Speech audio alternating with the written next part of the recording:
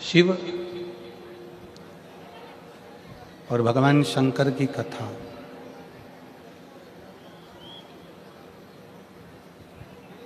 ये कोई साधारण नहीं है।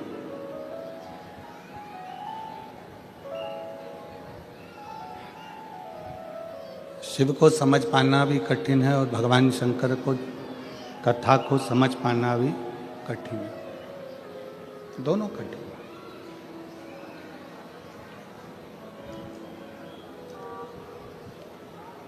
ना जाने कितने कितने संत, साधु, तपस्वी, साधक, उपासक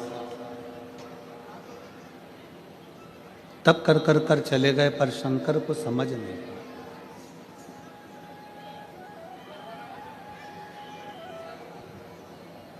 शिव जी को जानना, भगवान शंकर को पहचानना बड़ा कठिन, बहुत कठिन।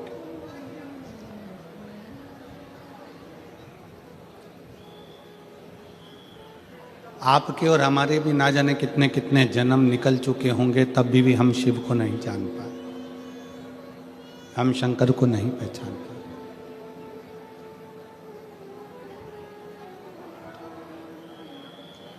पीछे की आवाज बढ़ाओ, पीछे पीछे।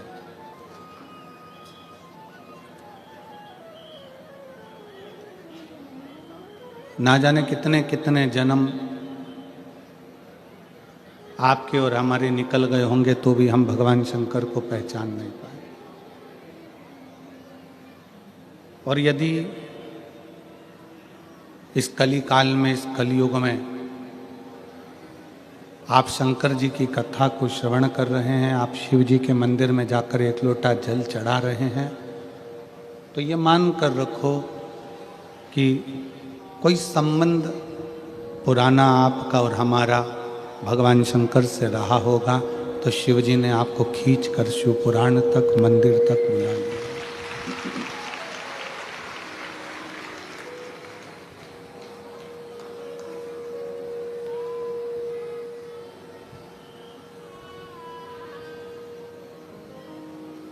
इस कलिकाल में शिव भक्ति,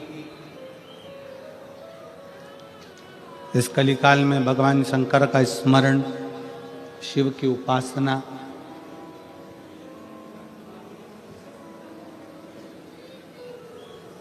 खाली नहीं जाती है। शिव भक्ति का एक सबसे बड़ा फल है कि शंकर की भक्ति कभी निष्फल नहीं होती।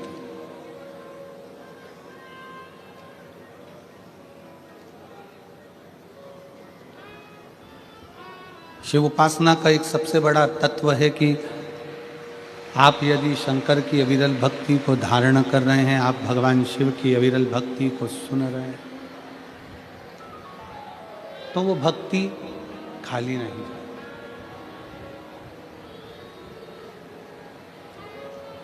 और तेरी कृपा बिना ना हिले एक भी अणु, लेते हैं श्वास तेरी कृपा से तनु तनु। बखान क्या करूं मैं राखों ढेर का, चपटी बहुत में खजाना कुबेर का। हे गंगाधार मुक्ति द्वार ओंकार तू, भोले ओंकार तू। आयो शरण तिहारी शंभु तार तार। मेरी जीजियों, मेरे जीजाओं, बेटियों, बेटाओं, मेरी माताओं,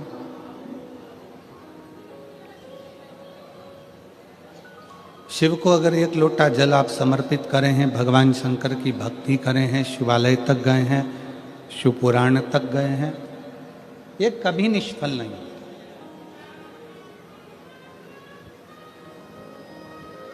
इसका फल मनुष्य को मिलता जरूर। हाँ,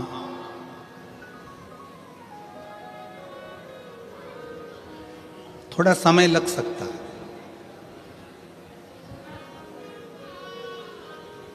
पर शिव महापुराण की कथा कहती है कि भले समय लग जाए, पर जैसा एक बच्चा होता है, एक बालक होता है,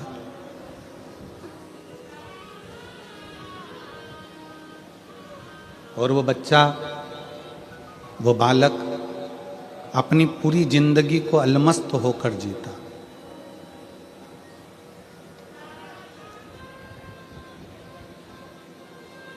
बूढ़ा व्यक्ति पुरानी बातों को याद करता है, पुराने पुराने विचारों को याद करता है, पूर्व में जो हो चुका है उसको याद करता है और चिंता करता है।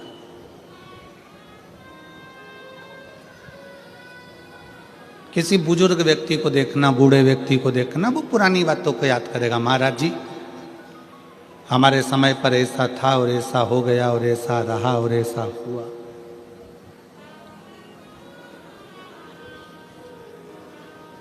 वो पुरानी बातों को याद करेगा, पुरानी बातों को विचारेगा, पुरानी बातों का स्मरण करेगा और बाद में उस पुरानी बातों की चिंता में ही लग जाएगा। जवान व्यक्ति,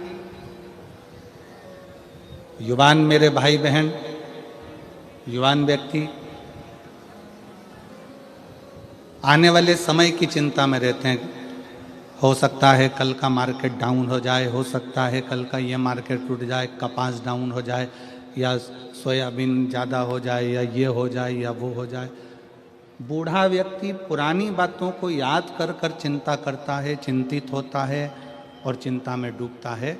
युवान भाई बहन, नवयुवक बेटा बेटी आने वाले कल की चिंता में डूबे रहते हैं और वो अपनी जिंदगी को कल की चिंता में लगाते लगाते लगाते लगाते मायूस हो जाते हैं, चिंतित हो जाते हैं। बूढ़ा पुरानी बात से चिंतित हो रहा है, नवयुवक बेटा बेटी कल की बात से चिंतित हो रहे हैं। केवल एक, तुम्हारे घर में अगर कोई छोटे बच्चे हों, उन बच्चों को देखना, उनको पुरानी बात से भी मतलब नहीं रहता और उनको आने वाले कल से भी मतलब नहीं रहता। वो अपनी मस्ती में जीते। कल क्या हुआ भूल गए,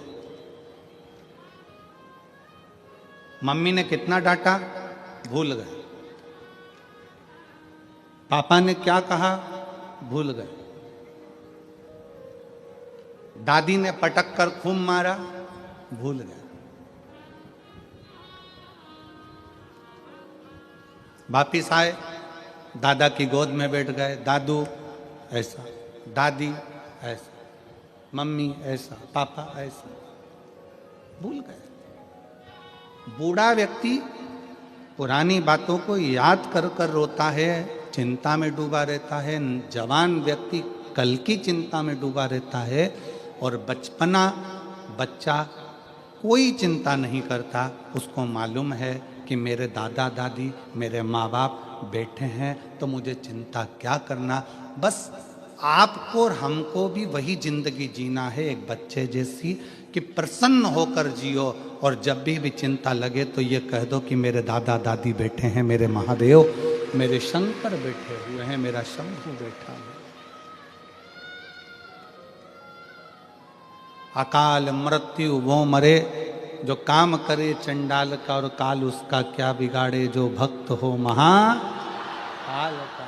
जो शिव की उपासना में डूबा हुआ है, जो शंकर की आराधना में डूबा हुआ है, तो उसको ये सोचना चाहिए कि मैं बच्चा, वो मेरा बाप।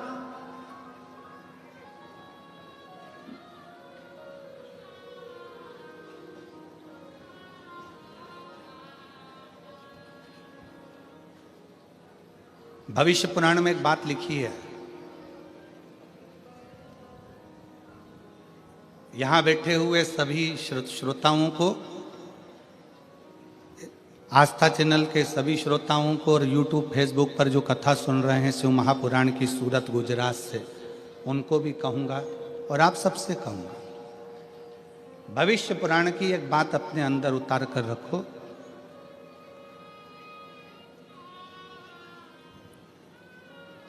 आपकी जब उम्र बढ़ती चली जाए, आपकी जब उम्र बढ़े, तो आपके पहचान के जितने बुजुर्ग हैं ना, उनसे मिलना चालू करो। कारण आपकी उम्र बढ़ेगी और आप अपने घर के, परिवार के, मोहल्ले के, सोसाइटी के, नगर के बुजुर्गों से, जिनसे आप पहले मिलते रहे हो, उनसे मिलते रहोगे, तो आप कभी, आपको ये नहीं लगेगा कि मैं बहुत उम्र में बुजुर्ग हो गया हूँ, बड़ा हो गया हूँ। बड़ों के पास बैठोगे तो ऐसा लगेगा अभी भी मैं इनका बच्चा हूँ, अभी भी मैं इनका छोटा बेटा हूँ। ये भविष्य पुराण कहती है, बड़ों के पास बैठने से हम बहुत बड़े नहीं होते, हम छोटे की छोटे ही रहते। पत्नी के पास बैठोगे तो वो कह देगी तुम्हारी उम्र इतनी हो गई, तुम्हारा बर्थडे ये वाला आ रहा है, तुम्हारा वो जन्मदिन ये वाला आ रहा है। पति के पास बैठोगी तो कह देगा कि तुम्हारा जन्मदिन ये वाला आ रहा है। बहन के पास बैठोगे तो बहन कह देगी तुम्हारा जन्मदिन ये आ रहा है। भाई के पास बैठोगे तो कह देंगे तुम्हारा जन्मदिन ये आ रहा है। पर किसी घर के बुजुर्ग के पास बैठोगे, अपने माता पिता के पास, अपने काका काकी के पास, अपने बुआ फूफा के पास, अपने मामा मामी के पास, अपने नाना नानी के पास, अपने दादा दादी के पास, अपने मोहल्ले में रहने वाले किसी बुजुर्ग के पास बैठोगे तो वो तुरंत कह देगा मुझे तो नहीं लगता कि इतने साल का हो गया, तो मेरा वही छोटा सा बबुआ है, तू मेरा भी छोटा सा बेटा है। उसकी निगाह में आप छोटे की छोटे ही हो, उसकी निगाह में आप छोटे की छोटे ही।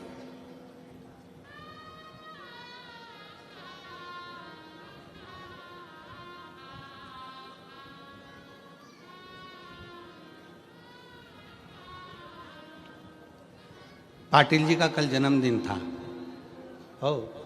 तो कोई से हमने पूछा ये कितने साल के हो गए, तो उन्होंने कहा इतने साल के। हमने कहा मैं लगते तो नहीं है, लगते तो नहीं। किसी बड़ों के पास बैठोगे, भविष्य पुराण कहती है किसी बड़े के पास जाकर बैठोगे तो तुम अपना छोटपन कभी नहीं भूलोगे। और फिर निवेदन है, आप 70 साल के हो जाओ, 60 साल के हो जाओ, यहाँ पर कई मेरी बहनें बैठी हुई हैं, कई मेरी जीजियाँ बैठी हैं जिनको 20-20 साल तक औलाद नहीं हुई, और 20 साल तक जब औलाद नहीं हुई तब वो समझने लगी। लोगों ने कहा 20 साल शादी को हो गए, बच्चा नहीं है, 27 साल शादी को हो गए, संतान नहीं है, 24 साल शादी को हो गए, 10 साल शादी को हो गए, तुझे औलाद नहीं है। उसको ऐसा लगता है कि मेरी इतनी शादी को साल हो गए। तब उस बहन ने शंकर जी के मंदिर में 1 लोटा जल चढ़ाना प्रारंभ करा। तब बहन को समझ में आया कि अभी मैं छोटी हूँ, मेरा बाप अभी बैठा हुआ है। तो उसने अपने आप को छोटा समझा, अभी अपने आप को उसने छोटा पाया तो शादी के 27 साल बाद भी, 10 साल बाद भी, 15 साल बाद भी उसके घर में औलाद हुई, क्योंकि उसने अपने आप को छोटा समझा।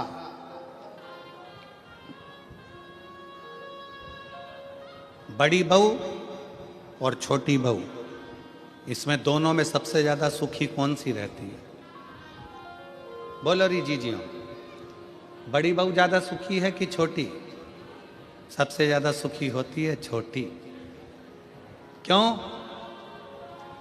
बड़ी के हाथ से थोड़ी सी भी काम बिगड़ जाए ना तो सास चिल्ला के दौड़ती है, तुझ में तो अकल थी, तू तो बड़ी थी, तू तो समझदार थी। और छोटी के हाथ से अगर कोई काम बिगड़ जाए तो सास कह तो छोटी है रे, अब भी आई है, अभी आई, उसको क्या मालूम, वो तो छोटी है, उसको इतनी अकल थोड़ी ना, तू तो समझदार थी ना, तू तो श्रेष्ठ थी ना। घर को लेकर चलने का किसको कहा जाता है? छोटे को कि बड़े को? बड़े को। बेटा तू घर का समझदार बेटा है, बड़ा बेटा है, तुझे परिवार को लेकर चलना है, तुझे परिवार को ढोकर चलना है, सब कुछ बड़ा झुककर चले, बड़ा नम्रता में चले, बड़ा सबको लेकर चले, पर सबसे ज्यादा सुख छोटे को होता है। बड़ी बहू ताला लगाने में रखी है, पापा तुम चले जाओ, मम्मी तुम चले जाओ, घर में बच्चे हैं, मैं देख लूंगी, ऐसा कर लूंगी, वैसा कर लूंगी। शादी हो रही है, घर में परिवार में शादी है, बड़ी बहू बेचारे मेहमानों को निभाने में लगी हुई है, मेहमान आ रहे हैं उनको खिलाने में लगी हुई है, और छोटी बहू दोनों हाथों में नीचे तकिया रख के आराम से मेहंदी मंडाने में लगी। अब किसी ने सास से कहा, वो तुम्हारी छोटी बहू को देखो जरा मेहंदी मंडवा रही है, और वो बड़ी बेचारी इतना काम कर रही है, तो इतने में सास ने भी कह दिया, पल्लू में सास ने पल्लू लेकर, उसमें तो अक्ल नहीं है, अक्ल नहीं। अब घर में इतना शादी मादी पड़ी, उसको मेहंदी मंडवाने की क्या जरूरत थी? पर छोटी में अक्ल नहीं। मेरी बड़ी वो देखो, वो ताला लगा रही है, वो मामा जी को खाना खिला रही, फूफा जी को खाना खिला रही, बुआ जी को खाना खिला रही, और छोटी अक्ल नहीं। और बड़ी बहू को तैयार होने की फुर्सत नहीं, और छोटी पार्लर में 2 घंटे से गई है। 2 घंटे से वो मुंडा ऊपर करके कजन क्या पोत पोता के 2 ककड़ी का टुकड़ा रख के बैठी। 2 घंटे।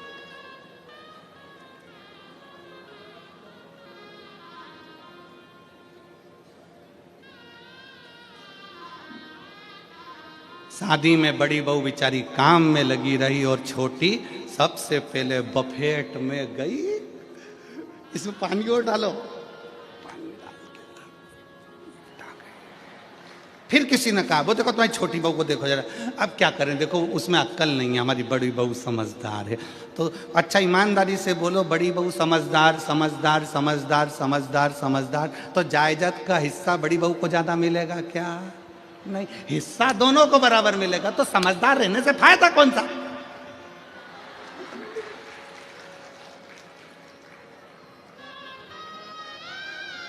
फिर लाभ कौन सा है? शिव पुराण कह रही है, बड़े मत बनो। शिव पुराण कहती है, दिल से हमेशा स्मरण करना, दिल के बड़े बनना, पर अपने हृदय से छोटे रहकर, चित्त से छोटे रहकर, अपने माता पिता के चरणों के दास रहकर,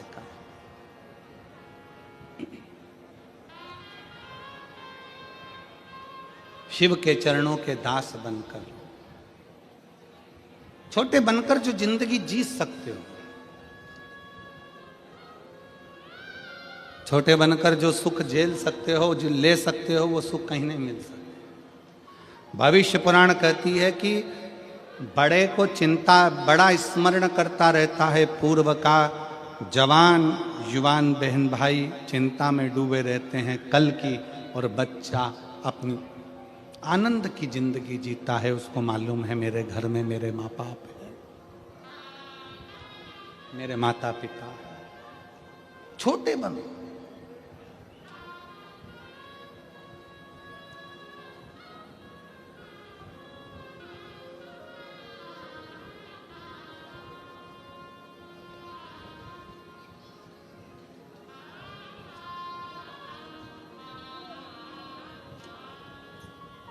और जितने छोटे बनकर आप अपनी जिंदगी को जियोगे, उतने सुखी रहोगे। यहाँ इतने सारे बैठे हैं, बड़े बड़े बड़े बड़े, उनसे पूछो, कमा रहे हैं तो टेंशन है, कमा रहे हैं तो टेंशन है, टैक्स देना है, ये करना है, वो करना है, ये धरना है, वो धरना है। छोटे से पूछो, छोटा, कोई चिंता नहीं, आएगा जाएगा, अपनी मस्त की जिंदगी जीना।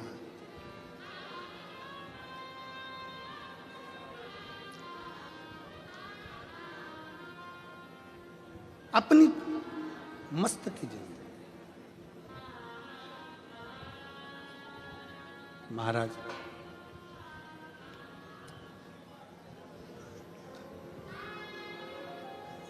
कोई भी पूछे जिंदगी में, आप एक बात जरूर कहते हो कि मैं अच्छा हूं, अच्छा हूं। कोई तुमसे पूछ ले, केम छो, मजामा,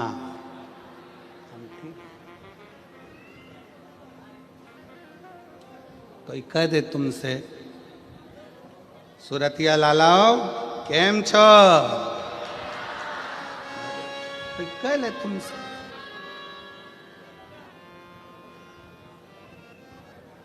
हम कभी ये बोले कि हम मजा में नहीं हैं?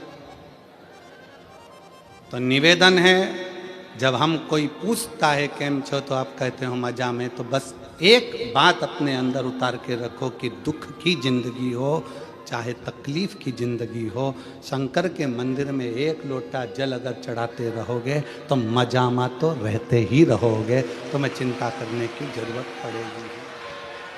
भारत की भूमि में सबसे बड़ा पतंग उत्सव गुजरात में मनता है।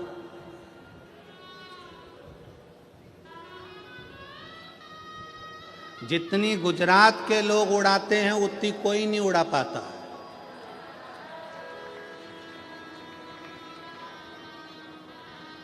और तुम खुद देख रहे हो दिल्ली में बैठ के लपक उड़ा रहा है, पूरा सनातन धर्ममय कर दिया पूरे भारत को।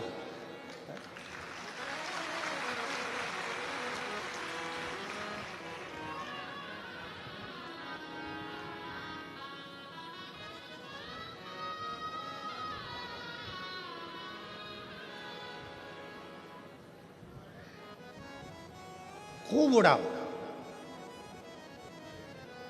खूब उड़ाओ। काटने के लिए भी एक दिन दिया और उड़ाने के लिए भी एक दिन दिया, मकर संक्रांति का, कि उड़ाना भी लपक कर और काटना भी लपक कर। पर शिव महापुराण की कथा कहती है आसमान की पतंग को काटो मना नहीं है, पर किसी के व्यापार को और किसी के हृदय को और किसी के शरीर को मत काटो।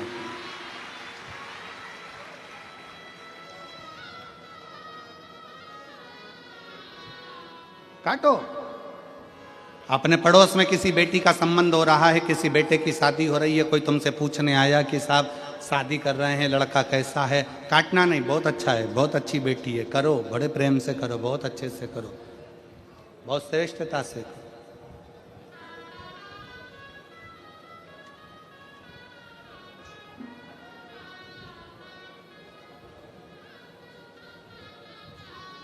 काटना नहीं। मेरे शंकर भगवान ने, मेरे उघड़दानी ने, मेरे शिव ने, मेरे त्रिकालदर्शी ने, मेरे कैलाशी ने, मेरे अविनाशी ने, मेरे शंकर भगवान जब एक बार भगवान शिव श्री सेलम की भूमि पर बैठे हुए थे,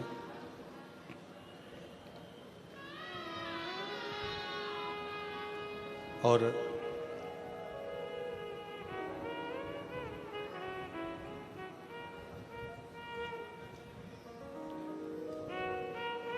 शिव जी श्री शैलम की धरा पर बैठे हैं।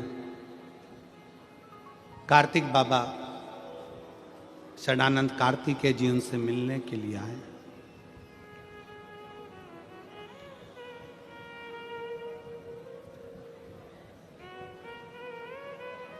शिव जी के साथ में माता पार्वती जी भी विराजमान। और जब जब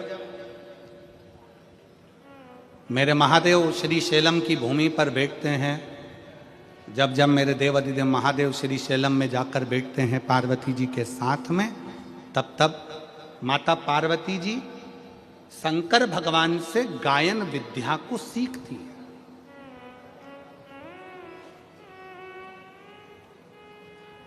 माता सरस्वती भी उस स्थान पर आकर बैठती हैं कि भगवान शंकर जब पार्वती जी को गायन विद्या सिखाएंगे, जब भगवान शंकर माता पार्वती जी को गायन विद्या देंगे, तब हम भी स्वीकार करेंगे।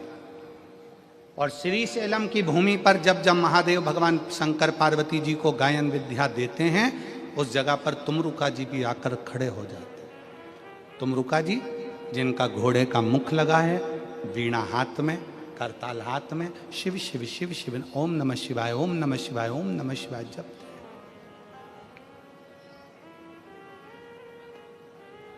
वो भी बैठे। शिव महापुराण की कथा कहती है व्यर्थ की चीजें जब मिले, व्यर्थ की बातें जब मिले तो भले मत बैठो, पर जब कोई तुमको ज्ञान दे रहा हो, कोई शिव का शरणागति की ओर बढ़ा रहा हो, कोई भगवान शंकर का संवाद कर रहा हो, शिव तत्व को तुम्हारे हृदय में बिठा रहा हो, तो जरूर बैठो, जरूर बैठो। और अपने घर के बच्चों को ये संस्कार दो, अपने घर के बच्चों को ये समझा दो कि अपने नगर में, मोहल्ले में, क्षेत्र में, कॉलोनी में, सोसाइटी में, अपने शहर में कहीं पर भी भगवान की कथा हो, बन सके तो ऐसा प्रयास करना कि उस कथा में आगे बढ़कर थोड़ा सा सहयोग करना, बन सके थोड़ा सहयोग।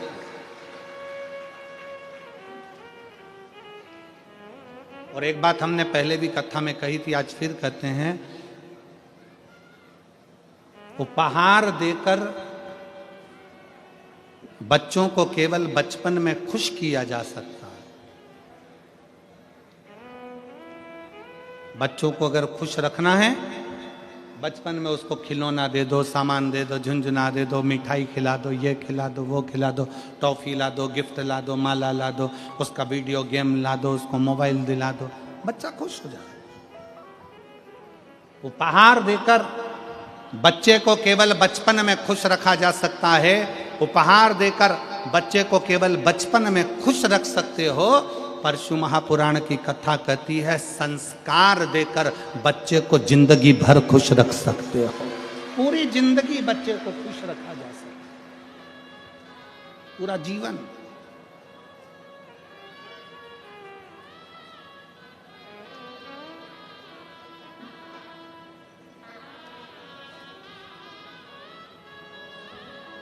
चार भूमि है जहां पर भगवान शंकर पार्वती जी के साथ बैठे हैं और सत्संग किया। कितनी भूमि है? जम के बोलो जरा। चार भूमि ऐसी है जहां पर शंकर भगवान ने पार्वती जी के साथ बैठकर सत्संग किया। पहले नंबर पर अमरनाथ जी की गुफा में भगवान शंकर पार्वती जी के साथ में बैठकर सत्संग करते हैं और दो पक्षी जीव उस कथा का रस तत्व अपने कानों में श्रवण करते हैं। दो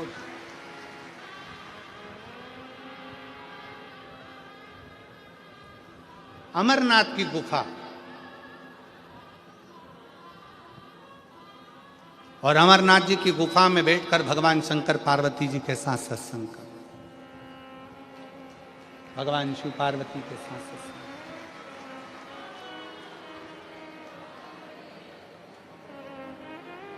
दूसरे नंबर पर जब अमरनाथ जी की गुफा में भगवान शंकर पार्वती जी को कथा श्रवण कराते हैं, भगवान शिव जब पार्वती जी को कथा का रस तत्व ग्रहण कराते हैं, पार्वती जी उस कथा को श्रवण करती और अपने जीवन को आनंदित करती। दो स्थान,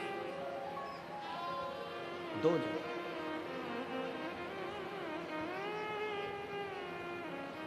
चार स्थान में से एक स्थान है अमरनाथ की गुफा। दूसरे नंबर पर है काशी विश्वनाथ की पवित्र भूमि मां गंगा जी का तट, जहां पर भगवान शंकर पार्वती जी के साथ बैठकर सत्संग करते। तीसरे नंबर पर है महाकाल बाबा की भूमि, महाकाल वन, मां छिपरा का तट, जहां पर भगवान शंकर बैठकर पार्वती जी के साथ सत्संग करते हैं।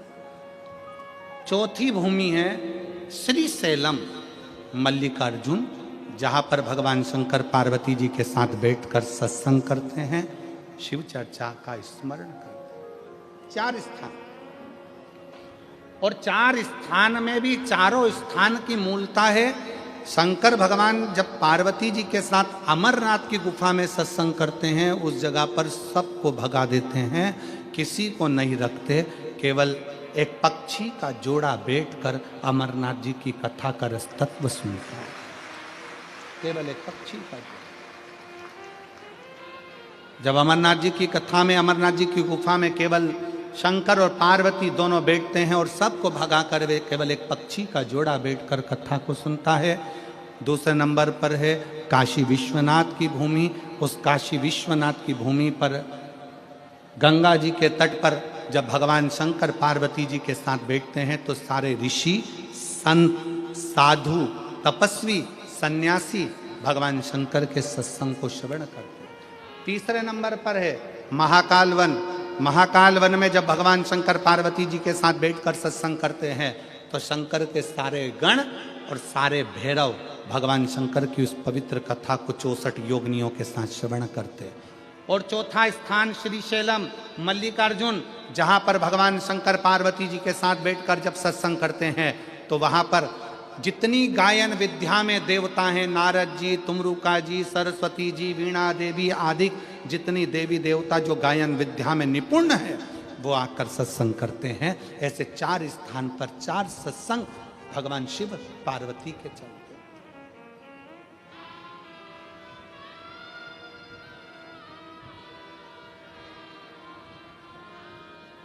शिव महापुराण का एक नियम बड़ा प्रबल है। शंकर जी की शिव महापुराण का एक नियम वेद व्यास जी लिखते हैं, जिस समय पर बिंदु प्रेत योनि में चला गया, चंचुला देवी कथा को सुनने के लिए ईश्वर जी और गोरा जी के रूप में शंकर पार्वती को विराजमान कर देती हैं।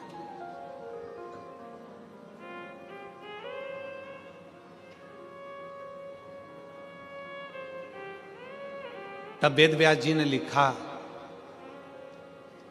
कि शिव महापुराण का एक सबसे बड़ा नियम है, आप जब कथा सुनने के लिए बैठते हो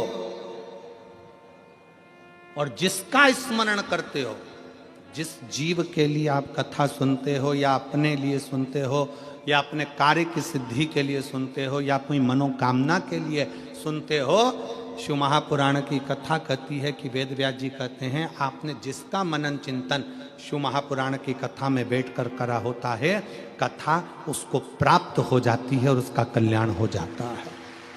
शिव महापुराण का सबसे बड़ा एक आनंद है कि हम कथा में बैठकर जो स्मरण करें, हम कथा में बैठकर जैसा मनन चिंतन करें,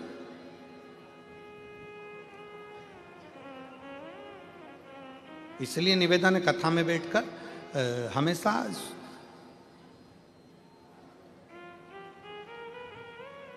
प्रयास करा करो कि अच्छा मांगो।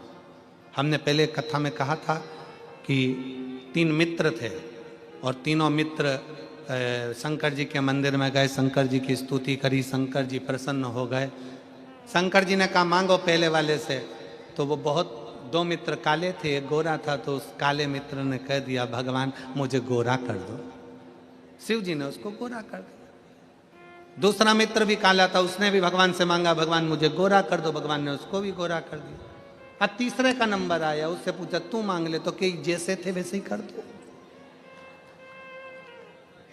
ये जैसे थे इनको वैसा कर दो, काले थे काला ही कर दो। अब जरा विचार करने वाली बात है, तीसरा मित्र चाहता तो कुछ अपने लिए अच्छा मांग लेता, पर दूसरे का बुरा करने के चक्कर में वो अपना भी छोड़ बैठा और अपने लिए भी नहीं मांगा। हम दूसरे का बुरा करने में लगे हुए हैं तो अपना भी छूट जाता।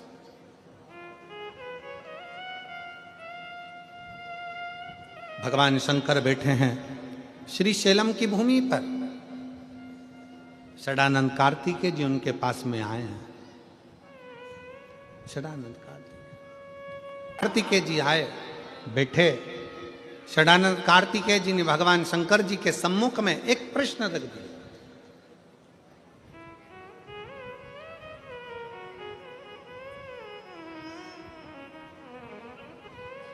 और प्रत्येक संसार के मनुष्य सुन ले बड़े सावधानी से, घर के नव युवक बेटा बेटी सुन ले, अगर तुम्हारे दिल में कोई प्रश्न आया है, तुम्हारे दिल में अगर कोई संवाद आया है, तुम्हारे हृदय में अगर कोई प्रश्न उपजा है, तो प्रयास करना कि उस प्रश्न का उत्तर अपने माँ बाप से, अपने घर के दादा दादी से, अपने घर के व्यक्ति से उसका उत्तर ढूंढने का प्रयास कर, दूसरी जगह नहीं।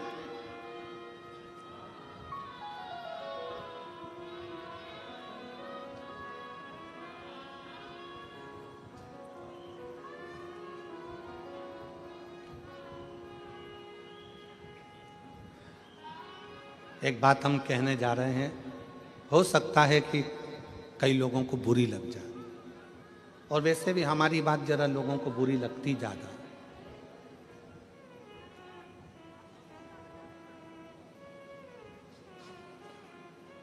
आजकल की छोरियों को कच्चे मकान और सच्चे इंसान समझ में ही नहीं आते हैं।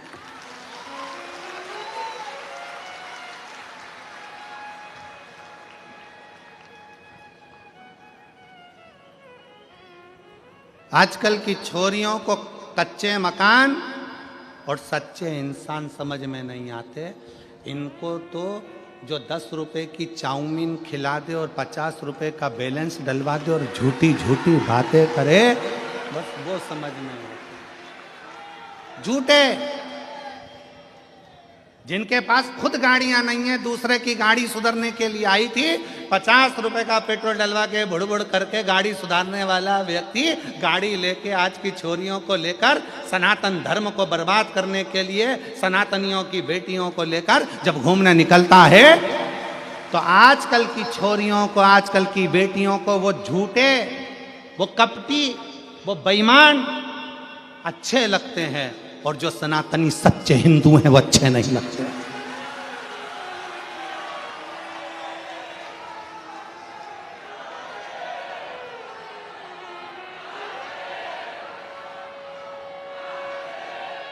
मेरा निवेदन है इस सूरत की पवित्र भूमि से, सूरत की पवित्र धरा से, एक सनातनी का मकान कच्चा है और दिल सच्चा है तो तेरी कद्र होगी।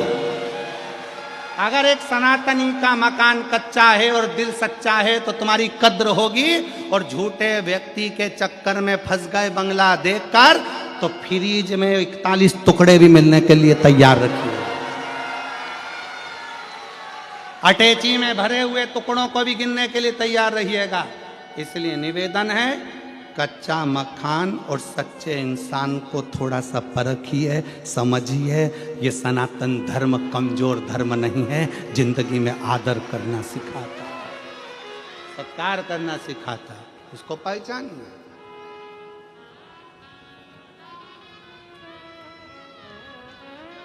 हम जानते हैं हम बोलेंगे और लोग बवाल मचाएंगे, लोगों को काली मिर्ची जरा ज्यादा लगती है, और शिव तत्व शंकर को पहचानिए। जब जब नवयुवक को, मेरे षडानंद कार्तिकेय जी के हृदय में, मेरे कार्तिक बाबा के हृदय में जब कोई प्रश्न उपजा तो उन्होंने अपने पिता से कहा, कोई प्रश्न उपजे अपनी माता से कहा। आज के ज़माने में अंदर कोई बात उपजती है तो सबसे पहले हम पूरे मोहल्ले में कह देते हैं, पर अपने घर में रहने वाले व्यक्ति को बता नहीं पाते, क्योंकि हमारा विश्वास दृढ़ नहीं हो पाता, हमारा भरोसा दृढ़ नहीं हो पाता। मेरा बेटियों से, मेरे बेटाओं से निवेदन है, तुम्हारे मन में अगर कोई भाव है तो पहले अपने माता पिता से कहो, पापा ऐसी बात है, मम्मी ऐसी बात है। हम पूरे मोहल्ले को बता रहे, हम अपनी सहेलियों को बता रहे, अपने दोस्तों को बता रहे, अपने फ्रेंडों को बता रहे, सबको बता रहे, पर वो अपने अपने घर में रहने वाले व्यक्ति को नहीं बता पा रहे।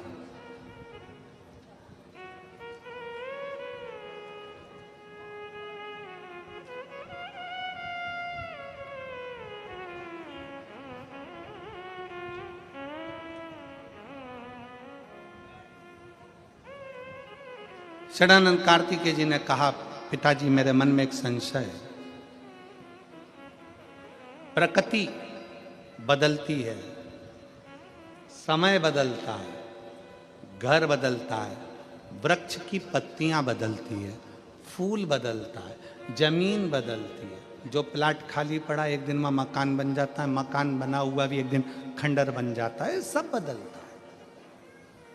व्यक्ति बचपन में अलग दिखता है, जवानी में अलग दिखता है, बुढ़ापे में अलग दिखता है, व्यक्ति का शरीर भी बदलता है।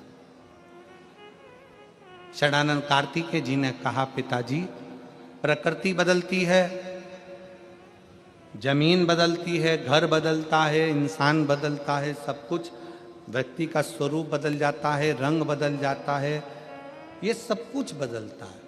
पर प्रकृति भी समय पर बदलती है, फूल भी समय पर बदलते हैं, पत्तियां भी समय पर बदलती है, जमीन भी समय पर बदलती है, प्लाट भी समय पर बदलता है, मकान भी समय पर बदलता है, समय भी समय पर बदलता है। कार्तिकेय जी ने कहा, पिताजी मेरे मन में एक संशय है कि सबसे जल्दी तुरंत कौन बदलता? तो शंकर भगवान ने कहा, इंसान से ज्यादा कोई नहीं बदलता। इंसान से ज्यादा कोई नहीं बदलता।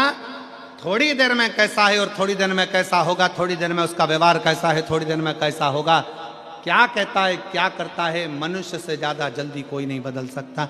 समय भी समय पर बदलता है, प्रकृति भी समय पर बदलती है, पत्तियां भी समय पर बदलती है, वृक्ष भी समय पर बदलता है, पर इंसान का भरोसा नहीं, यह कब बदल जाता है। इसलिए शिव महापुराण की कथा कहती है कि इंसान पर भरोसा करने से अच्छा है कि उस परमात्मा पर भरोसा करो जो कभी बदलता नहीं है, वो अजर और अमर है, वो अजर और अमर है।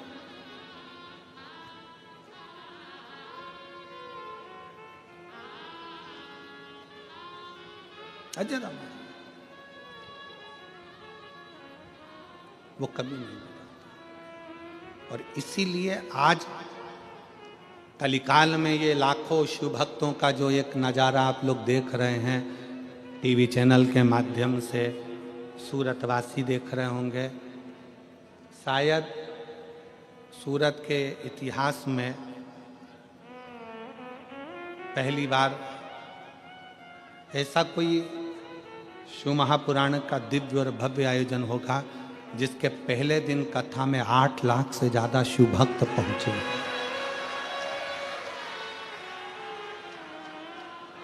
और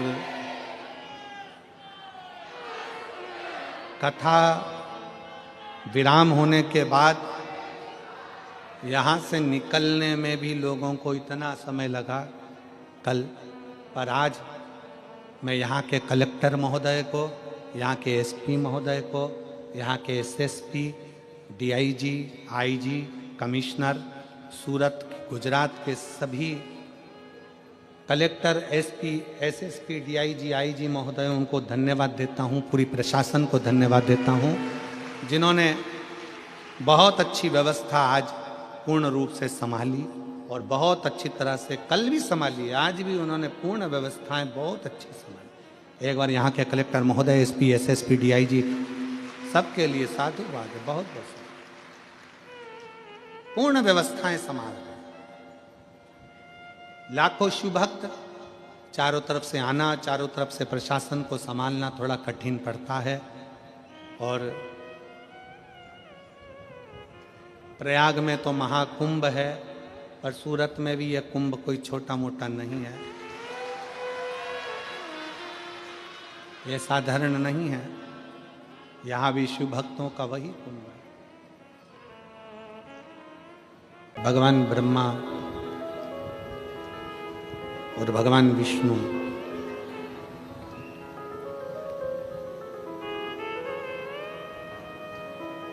शिव जी को जानने के लिए ब्रह्मा जी के मन में संशय उत्पन्न हुआ।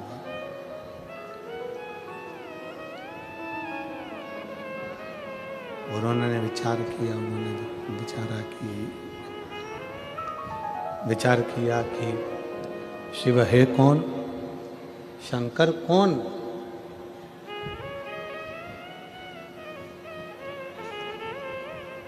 तब एक बड़े से पर्वत को घुमाना प्रारंभ किया।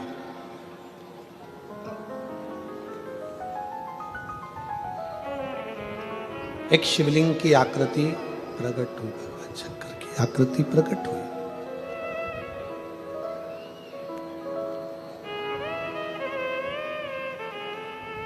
अब ब्रह्मा जी के मन में यह संशय है कि ये शिवलिंग जो प्रकट हुआ है, भगवान शंकर का जो प्रतिबिंब प्रकट हुआ है, ये कितना बड़ा स्वरूप है।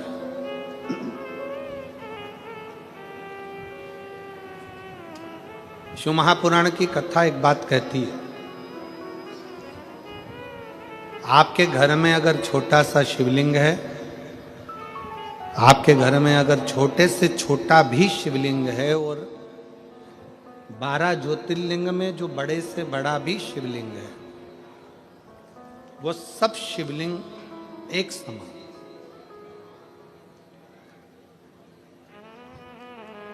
अगर आप भगवान शंकर को एक लोटा जल अपने घर में समर्पित कर रहे हो, मंदिर में जाकर समर्पित कर रहे हो, या कहीं ज्योतिर्लिंग में जाकर समर्पित कर रहे हो, या उपलिंग पर जाकर समर्पित कर रहे हो, उप ज्योतिर्लिंग में पहुंच रहे हो, फल प्राप्त जरूर होता है, फल मिलता जरूर है। तो उसका एक पत्र है, देखिए।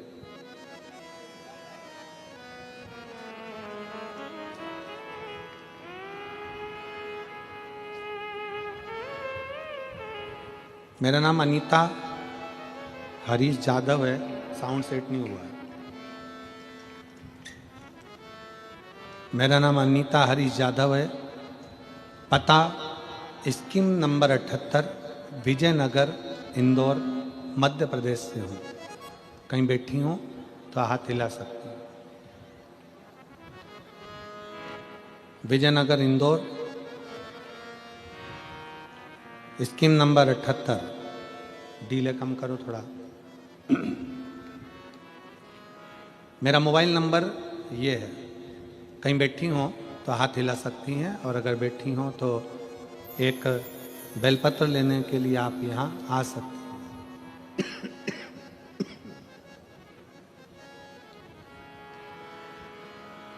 मैं यजमान परिवार पाटिल परिवार को धन्यवाद देती हूँ, जिन्होंने सूरत में ये कथा करवाकर हम सबको श्रवण कराने का सौभाग्य दिया।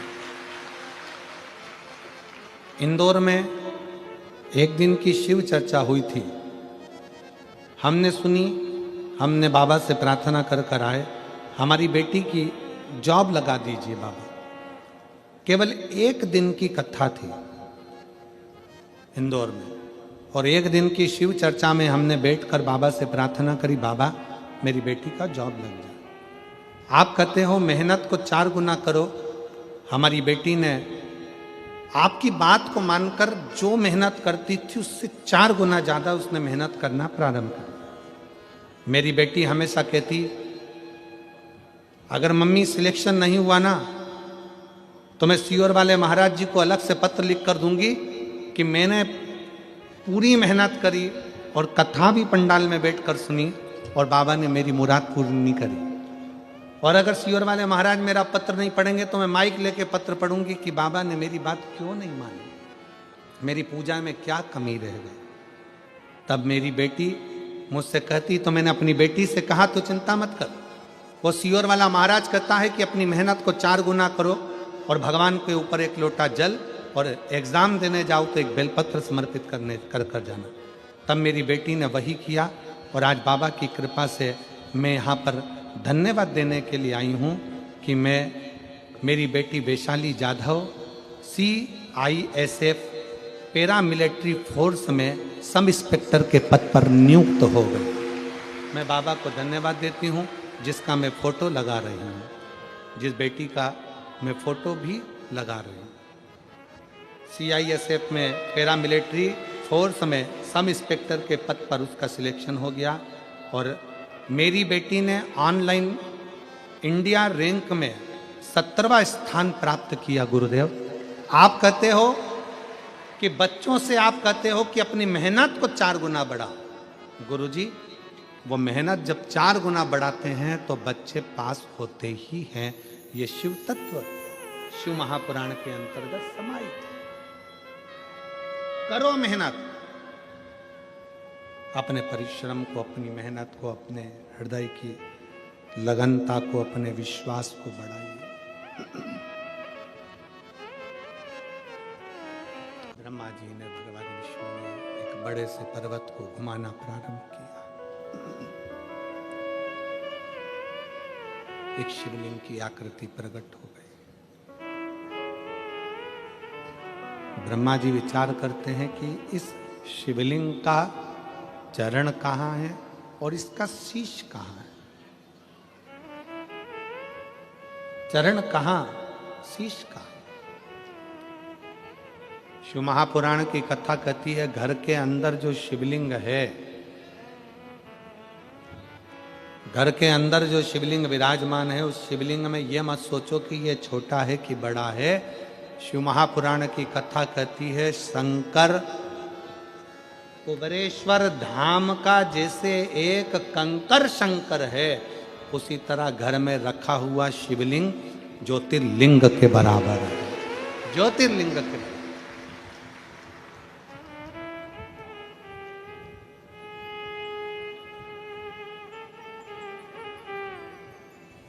उसका भजन खाली नहीं जाता। एक पत्र है,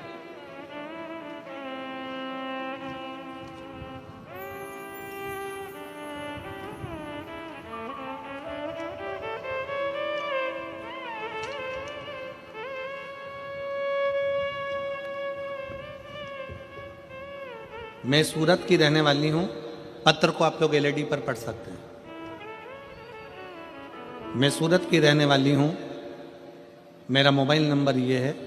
मेरा नाम मीरा नारायण पाटिल है।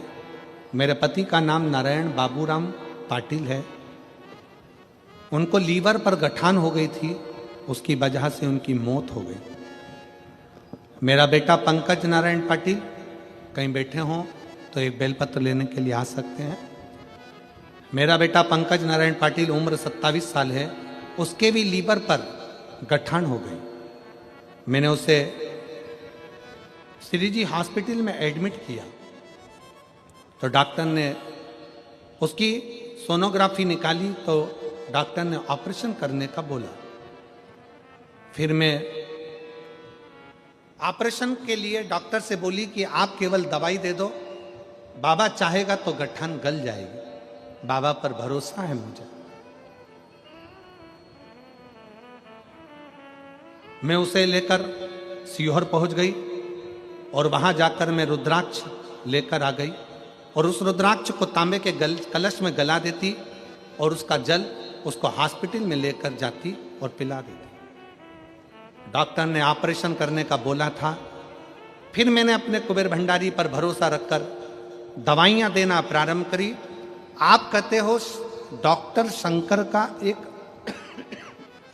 रूप होते हैं, आप कहते हो डॉक्टर शिव का एक रूप है। मैंने डॉक्टर को दिखाते हुए, दवाई लेते हुए रुद्राक्ष का जल बेटे को देना प्रारंभ करा। एक बेलपत्री उसको खिला देती और मेरे बाबा ने ऐसा कृपा कर दी कि बेटे को ऑपरेशन करने की जरूरत नहीं पड़ी। अब वह पूरी तरह से स्वस्थ हो गया है और उसकी जो गठान है पूरी तरह से गल चुकी है। उसकी जो गठान है वह पूरी तरह से पिघल चुकी है। मैं हॉस्पिटल की दोनों फाइल लगा रही हूँ, जिसमें गठान थी और दूसरी फाइल जिसमें वो पूरी गल गई है। शिव की आराधना, शंकर का भरोसा, शिव की स्तुति, आपका किया गया विश्वास। कहीं बैठे हो तो एक बेलपत्र लेने अवश्य पधारें। मीरा नारायण पाटिल। शिव तत्व की प्राप्ति इसी को कहते हैं। शिव की आराधना इसी को कहते हैं। और तो कह रही बात कर रहा है, शिव महापुराण की कथा कर रही।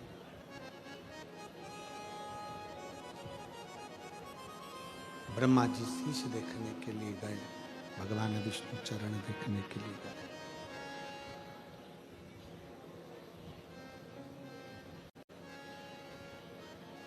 शिवलिंग का शीश देखने के लिए ब्रह्मा जी जाते हैं।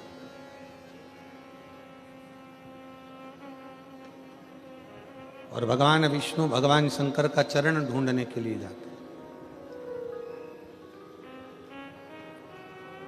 भगवान विष्णु को यह मालूम था कि चरण नहीं मिलेगा।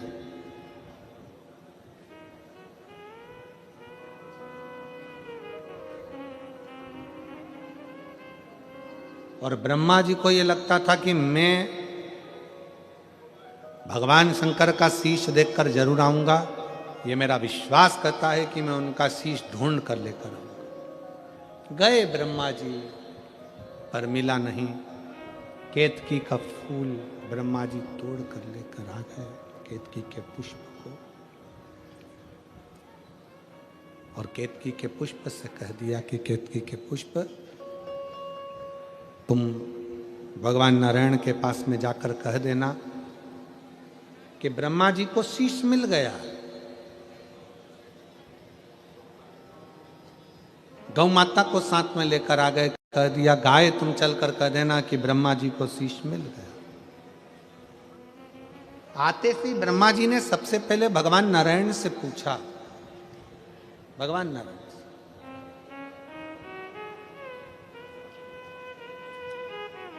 ब्रह्मा जी ने पूछा कि ये बताओ भगवान नारायण से कि आपको भगवान शंकर का चरण मिला है क्या?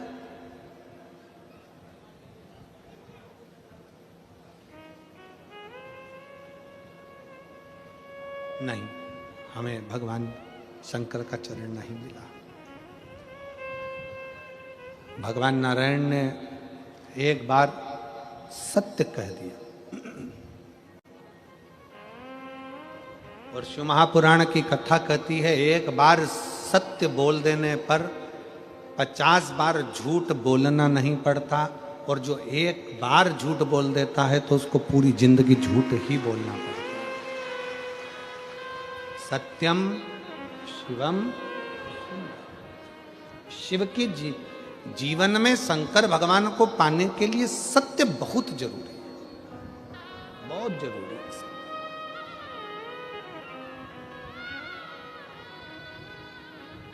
मरने के बाद क्या बोलते हैं? राम नाम, जम जम के बोलो जरा, राम नाम सत्य है। कब बोले? जब वो झूठ बोल बोल के मर गया, तब बोले राम नाम सत्य है।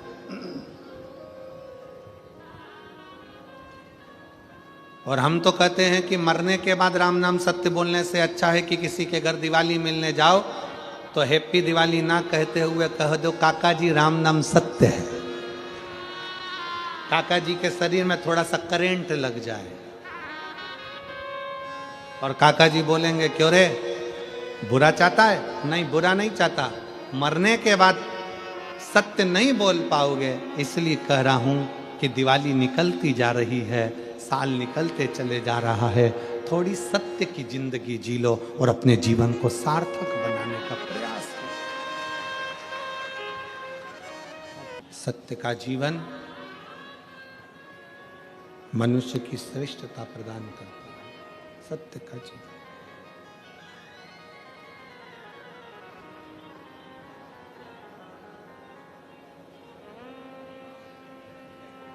ब्रह्मा जी झूठ बोल दिए,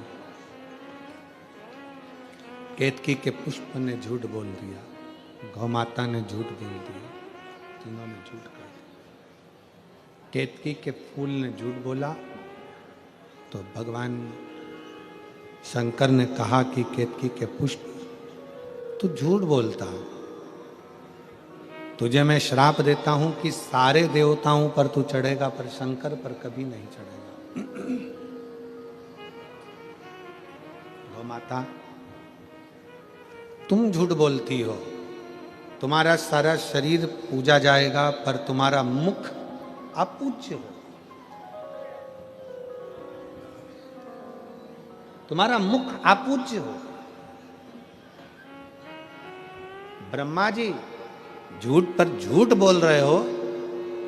शंकर भगवान के शिवलिंग में से भगवान शंकर का प्रतिबिंब प्रकट होता है और भगवान शंकर अपने पैर के अंगूठे से नख तोड़कर उससे काल भैरव को प्रकट करते और काल भैरव को प्रकट कर कर काल भैरव को आज्ञा कर देते हैं कि जाओ, जाकर ब्रह्मा जी का शीश काट दो। ब्रह्मा जी का शीश कटकर बहुत कोसों दूर गिरता है। ब्रह्मा जी के कटे हुए शीश से कर्मनाशा नदी प्रकट हो जाती है, जो नदी कर्मों का नाश कर देती है, उनके रक्त से प्रकट हो, उनके रक्त से कर्मनाशा नदी प्रकट हो गई। भगवान विष्णु ने भगवान शंकर जी से प्रार्थना करी कि प्रभु ये जो ब्रह्मा जी का सिर कटकर नीचे गिरा है इससे लोग नफरत करेंगे, आप कृपा कर दो। तब भगवान ने कृपा करी और कहा कि ब्रह्मा जी का कटा हुआ शीश बट का पेड़ बनेगा, बट वृक्ष बनेगा और उस बट वृक्ष के नीचे भगवान शंकर स्वयं विराजमान होंगे और शिव जी का नाम बटकेश्वर महादेव होगा। बोलो बटकेश्वर महादेव की जय। भगवान शंकर का नाम बटकेश्वर हो गया। शिव जी बड़ के पेड़ के नीचे विराजमान हो गए। शिव महापुराण की कथा कहती है कि जीवन में बटकेश्वर महादेव का स्मरण, कभी मान लो कोई पैसा लेकर चले गया, कोई तुम्हारा धन लेकर चले गया, कहीं से पैसा नहीं आ रहा है, गया हुआ धन रुक गया है, तो भगवान शंकर को एक लोटा जल बटकेश्वर महादेव के नाम से समर्पित करें। भगवान शिव जी को एक लोटा जल बटकेश्वर महादेव के नाम से समर्पित करें और उनसे प्रार्थना करें निवेदन करें, शिव स्वीकारेगा जरूर। जैसे एक संवाद आता है कि एक व्यापारी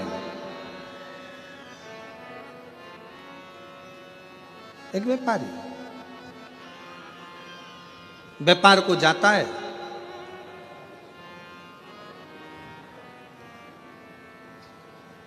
घर से निकलने के बाद सबसे पहला काम करता है वो भगवान शंकर के मंदिर में जाना, भगवान शंकर से स्तुति करना, भगवान शंकर के शिवालय में पहुंचना।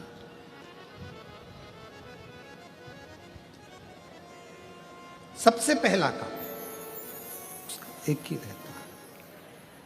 व्यापारी घर से निकलता है, सबसे पहला काम करता है कि शंकर भगवान के शिवालय में, भगवान शंकर के मंदिर में, भगवान शंकर के शिवालय में, भगवान शंकर के देवालय में जाकर बैठे और शिवालय में जाकर भगवान शंकर के पास कुछ देर बैठता है, अपना मंत्र का उच्चारण करता है, अपने मंत्र का स्मरण करता है। श्री भगवान शंकर के मंदिर में जाकर बैठता है, शिवालय में जाकर बैठता है, शंकर की चौखट पर जाकर बैठता है, शिव नाम का स्मरण करता है, भगवान शंकर के मंत्र का स्मरण करता है, शिव नाम को उच्चारता है, शिव भक्ति को उच्चारता है।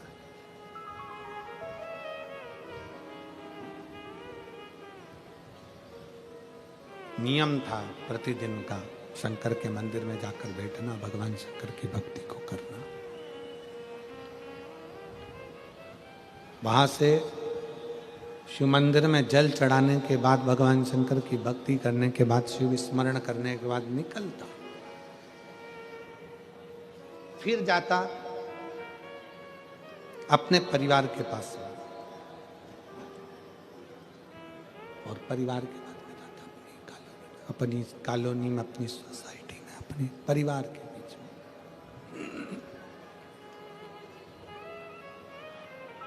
पहले परिवार के पास जाता, परिवार से फिर अपनी सोसाइटी में, कॉलोनी में, मोहल्ले में, नगर में, फिर अपने क्षेत्र में जाता और क्षेत्र में भ्रमण करने के बाद वो फिर अपने व्यापार को चला जाता।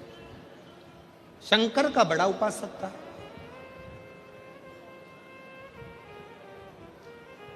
शिव जी का परम उपासक।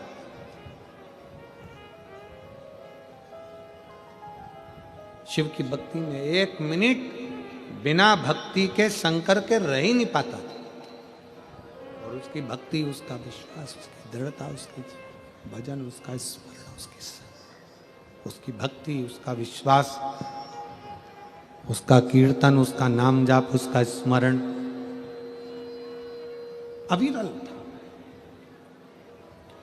व्यापार करता, व्यापार में से जो धन लेकर आता, सबसे पहले जैसे शंकर के मंदिर में जाने के बाद व्यापार पर जाता, परिवार से मिलता, आते समय में भी वो अपना धन लेकर शंकर जी के मंदिर में आता और सबसे पहले शिव जी के पास बैठ जाता। ये हमें सीखना है, ये हमको सीखना चाहिए, ये हमको प्राप्त करना चाहिए कि व्यापारी घर से निकलकर सबसे पहले शंकर के मंदिर तक जाता है, शंकर के मंदिर के बाद फिर सबसे मिलने के बाद फिर व्यापार पर जाता है। आता है तो सबसे पहले शंकर के शिवालय में जाता है, शंकर के मंदिर में जाता है, फिर अपने घर को जाता है। अर्थात शिव महापुराण की कथा कहती है, आप घर से निकलते समय आपके घर के अंदर जो शंकर का मंदिर है, आपके घर के अंदर जो शिवालय है, आपके घर के अंदर जो भगवान का मंदिर देवालय है, सबसे पहले व्यापार पर जाने से पहले या घर से बाहर जाने से पहले शंकर जी का मंदिर जो आपके घर में, पहले उसके चरणों में जाकर अपना शीश नवाइए, उसको प्रणाम करिए और उसको नमन कर कर फिर अपने व्यापार की ओर जाइए, फिर अपने व्यापार की ओर। और व्यापार से आने के बाद में भी भगवान शंकर की भक्ति करें। आने के बाद भी सबसे पहले अपने ठाकुर जी के पास, अपने लड्डू गोपाल के पास, अपने शंकर जी के पास, अपने राम जी के पास, अपने कृष्ण जी के पास, अपने घर में जो भगवान का मंदिर है, अपने घर में जो शिवालय है, अपने घर के अंदर जो देवालय है, पहले उसके पास जाइए। और उनको नमन करिए कि आपकी कृपा से आज मेरा व्यापार ठीक हुआ। आपने करा, आपका करा हुआ है जो मैं करा हूं।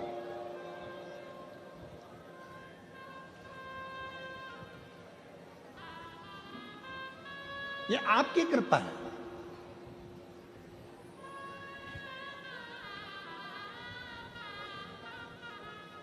काशी क्यों जाते हैं लोग?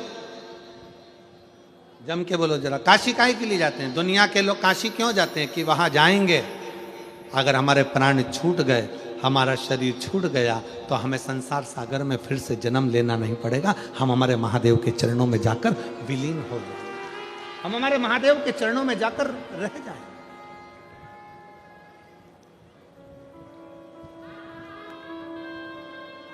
सूरत की एक कहावत बड़ी विचित्र है, सूरत का जीवन और काशी का मरण।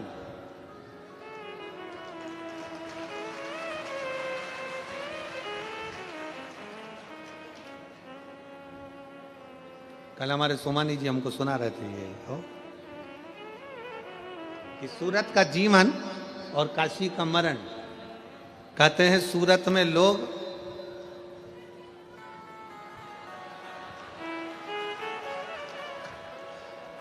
जीवन, सूरत का जीवन और काशी का मरण। कहते हैं सूरत में लोग ना जाने को ढोकला, फाफड़ा, फाफड़ा, और एक ढोकले का भाई भी है, खमंड का कोई भाई भी है। और सुना रहे थे सोमानी जी को, नाम मेरे को स्मरण में है, जरा किसी को याद हो तो बताओ ना। खोचा, लोचा,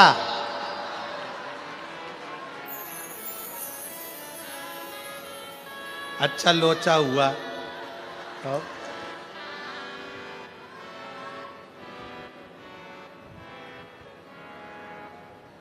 तुम मत पढ़ना रे लोचा के चक्कर में। शिव कथा कह रही है, भगवान शंकर का चरित्र कह रहा है। क्यों जाते हैं लोग काशी? कहा मुक्ति पाने के लिए, मोक्ष पाने के लिए। अब किसी ने पूछा कि काशी क्यों जाते हो? तो कहा मोक्ष पाने के लिए। फिर किसी ने पूछा कि शिव पुराण में क्यों जाते हो? तो कहा दुनिया का सारा सुख पाने के लिए।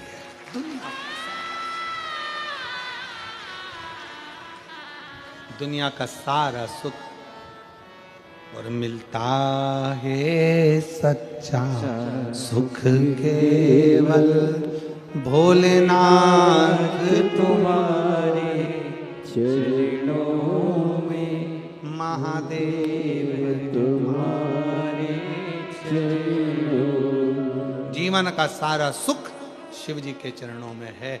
व्यापारी व्यापार करने जाता है, शंकर जी के मंदिर से होकर गया, परिवार से मिलकर गया, सारे परिवार कुटुंब से मिलकर गया, फिर वापिस आया, शिवालय गया, अपना व्यापार का जो धन लिया उसके हिस्से कर दिया, उसमें से आधा हिस्सा अपना रखकर थोड़ा सा हिस्सा शंकर जी को दिया। शंकर जी को दिया का मतलब यह है कि शंकर जी के सामने रख दिया और कहा बाबा ये आपका हिस्सा है, सत्कर्म में लगाने का है। उसमें से हिस्सा लिया, किसी गरीब बच्चे के अपने परिवार में, कुटुंब में, नातों में, रिश्तों में, मोहल्ले में, सोसाइटी में, कॉलोनी में जाता था, मिलकर देख कर जाता था कौन बच्चे को पढ़ना है, किसको बीमारी में औषधि की जरूरत है उसकी औषधि कराता है, कहीं किसी को एजुकेशन की जरूरत है उसको एजुकेशन कराता है।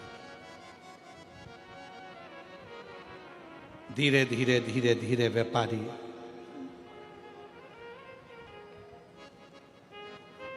समय निकलता गया और व्यापारी बूढ़ा होता गया। अब व्यापारी ने व्यापार करना बंद कर दिया, समय निकालकर भगवान शंकर के मंदिर में जाता, शिवालय में जाता, शंकर जी की आराधना करता, शिव स्तुति करता, शंकर का गुणगान करता, शिव पर आश्रित होता। और यह संसार की रीत है, जिसने अपने दिल में बिठा लिया कि शंकर पिता है, हम पुत्र हैं, शिव हमारा बाप है, हम उसकी बेटी हैं, तो शंकर भगवान उसको देता जरूर है। जिसने बिठाया एक पत्र है,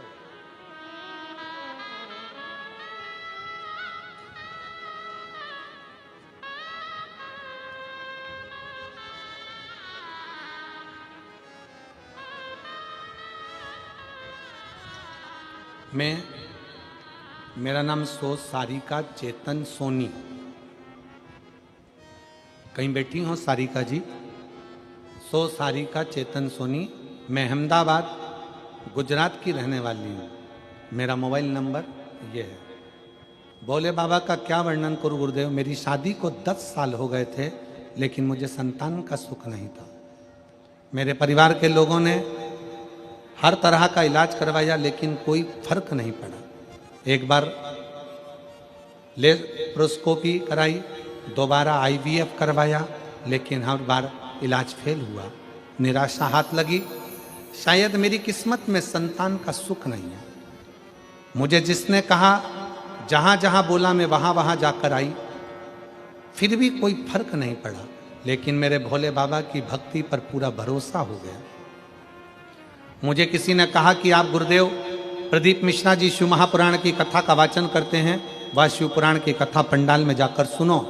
तब मैं 3/12/2022 को गुजरात के बड़ौदा शहर में जो कथा हुई थी, बड़ौदा में जहाँ कथा हुई थी, उस पंडाल में जाकर मैंने कथा को श्रवण किया। पंडाल की रच को अपने माथे पर लगा लेती, उसकी धूल को अपने पेट पर लगा लेती। भोले बाबा को प्रार्थना करती कि मुझे संतान नहीं है, मैंने सारा इलाज करा लिया पर संतान का सुख नहीं है। पंडाल में जाकर कथा सुनना प्रारंभ करा। बाबा से रोज प्रणाम करती, रोज विनती करती। फिर आई, सफ़ेद आंकड़े की जड़ का प्रयोग करा, पर पहली बार सफ़ेद आंकड़े की जड़ का प्रयोग करा पर फायदा नहीं हुआ। लेकिन मैंने भोले बाबा पर जल चढ़ाना नहीं छोड़ा। भोले बाबा के प्रति अपना विश्वास डगमगाने नहीं दिया। मैंने तीसरी बार सफ़ेद आंकड़े की जड़ का प्रयोग किया। भोले बाबा के शिवलिंग पर जल चढ़ाना चालू रखा। भोले बाबा पर जल चढ़ाती रही और उस जल को लेकर मेरे पति को भी पिलाया करती और मैं भी उस जल को पी लेती। पति को भी जल पिलाती, मैं भी पी लेती। पशुपतिनाथ का व्रत करना प्रारंभ करा। सीहोर जाकर कंकर शंकर की पूजन करी। मुझे क्या मालूम था कि कंकर शंकर की धरा पर जाना जरूरी है। मैं वहां पहुंची, प्रणाम करा, कंकर शंकर की भूमि को नमन करा, झोली पसार कर प्रणाम कर कर आई और बाबा की ऐसी कृपा हुई कि बाबा की कृपा से 3/12/2023 को मेरे घर में संतान ने जन्म बाबा की कृपा से हो गया। नहीं, 23/7/2024 को मेरे घर में संतान ने जन्म ले लिया। मैं बाबा को यहाँ प्रणाम करने के लिए आई हूँ कि 23/7/2024 को मुझे संतान की प्राप्ति हो गई। मैं बाबा को धन्यवाद देने के लिए आई। शिव तत्व है।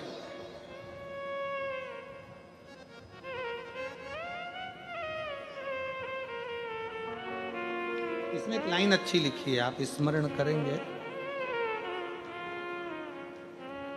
जितनी देर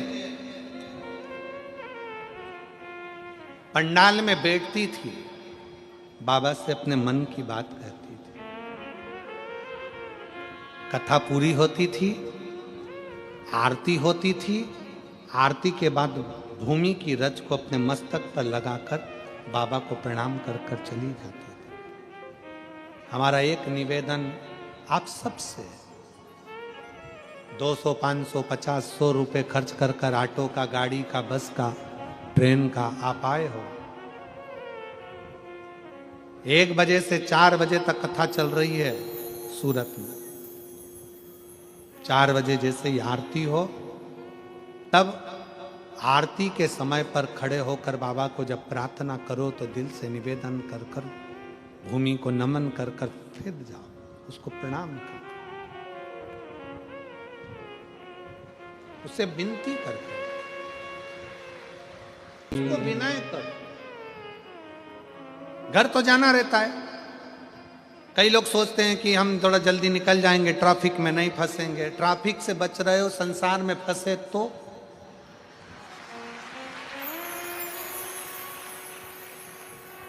ट्रैफिक का टेंशन है।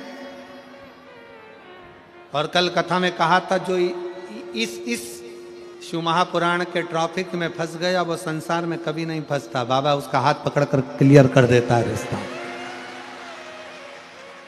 रास्ता ही क्लियर कर देता है।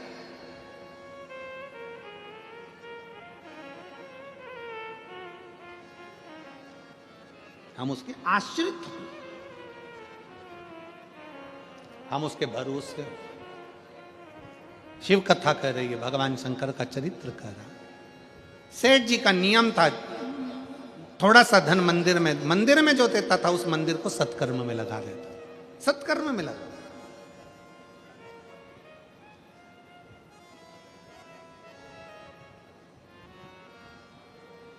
और मिला है सत्कर्म करने के लिए, पूरे सूरत वालों को ये मौका मिला है। इतने शिव भक्त आपके सूरत में कभी नहीं आएंगे। दोनों हाथों से इनको पानी पिलाओ, भोजन कराओ, जो तुमसे बन सकता है इनका मुख झूठा कराओ, बन सके जितनी सेवा करो। अपने धन का अपने हाथों से प्रयोग करो, मत दो किसी को, अपने हाथों से खिलाओ। अपने घर से कोई थेपला, कोई खाकरा, कोई भाकड़ा, कोई खमंड, जो बना सकते हो जो लाओ, बड़े प्रेम से इन शिव भक्तों को पानी पिलाओ, भोजन कराओ, जो बन सकता है वैसी सेवा करो। दिन में फुर्सत ना मिले, रात में आओ, बाबा की इस पूरे प्रांगण का दर्शन कर कर, उसको नमन कर कर अपने घर को जाओ, उससे विनय करो। और एक छोटी सी डायरी में लिख के भी रखो, हमने 5 रुपए का पानी पिलाया है। और अगली कथा जो 24 तारीख से 30 तारीख तक, ये कथा यहाँ पर 16 से 22 तारीख तक यहाँ पूर्ण हो जाएगी। वो 24 से 30 तारीख तक जो कथा साकरी में होगी, उस महाराष्ट्र के साकरी में अपने पत्र को जरूर भेजना कि मेरे भोले बाबा ने तुमको कितना दिया है, कितना दिया है।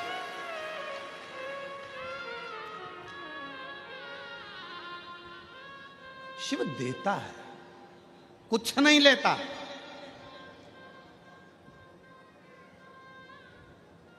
कुछ भी नहीं, उसकी देने की आदत है। उसको बोलते हैं कुबेरेश्वर महादेव, कुबेर भंडारी, जो दुनिया को भंडार भरता रहता है, भरता है।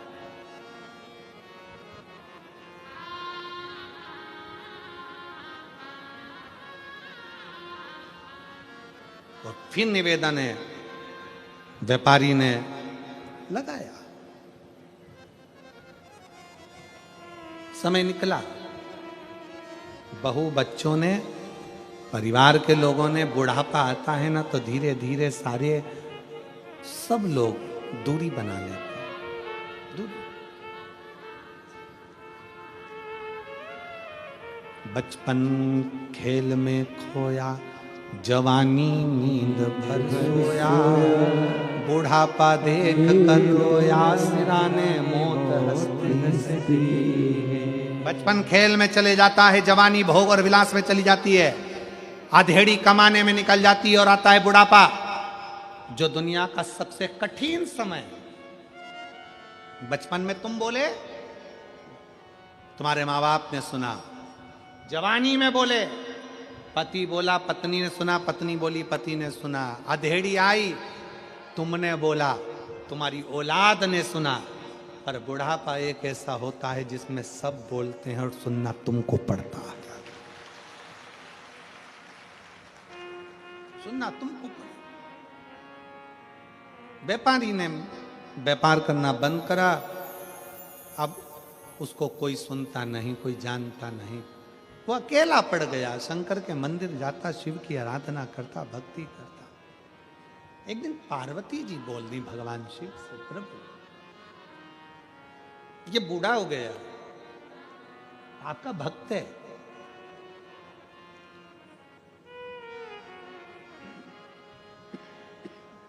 ये बूढ़ा, ये आपका भक्त है,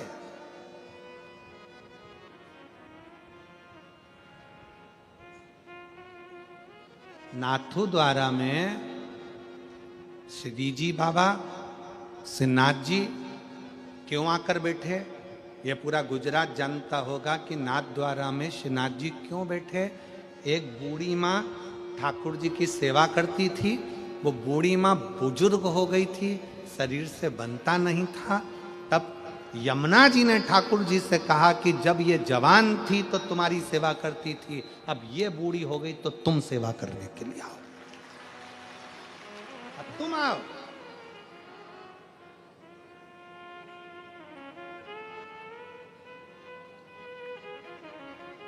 पार्वती जी ने शंकर जी से कहा ये बुजुर्ग हो गया। शंकर भगवान बोले सुन पार्वती, तन बूढ़ा होता है, ताकत बूढ़ी होती है। पार्वती, तन बूढ़ा होता है, ताकत बूढ़ी होती है, सत्ता बूढ़ी होती है, वैभव बूढ़ा होता है, पर पार्वती व्यक्ति ने जो कर्म किया है ना, चरित्र व्यक्ति का कभी बूढ़ा नहीं होता, वो बूढ़ा नहीं होता। पार्वती, अभी तक इसने अपने परिवार को जो करा था वो अपनी जगह छोड़, अब तू देख, अकेला आकर बैठा, जिसकी वो औषधि कराता था वो बुजुर्ग सामने आकर बैठ गए। काका जी कैसे हो, अकेले बैठे हो, आया करो घर। धीरे धीरे धीरे धीरे जिनकी सेवा उसने करी थी उन्होंने इसकी सेवा करना प्रारंभ करा। जिसको एजुकेशन कराया था उन एजुकेटेड बच्चों ने इसका सम्मान करना प्रारंभ करा। आपने मुझे विद्याध्ययन कराया, नहीं तो मैं कहाँ चले, मैं कहाँ जा।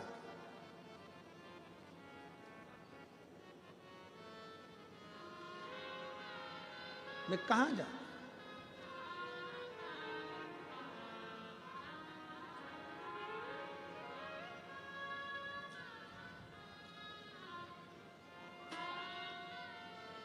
तन बूढ़ा होगा ना चलेगा, ताकत बूढ़ी होगी ना चलेगा, वैभव बूढ़ा होगा ना चलेगा, बल बूढ़ा होगा ना चलेगा, पर चरित्र बूढ़ा मत होने। अच्छा कर्म करिए, जितना श्रेष्ठ बन सकते हो अपने चरित्र को श्रेष्ठ बनाने का प्रयास करिए, अच्छा इंसान बनने का प्रयास करिए।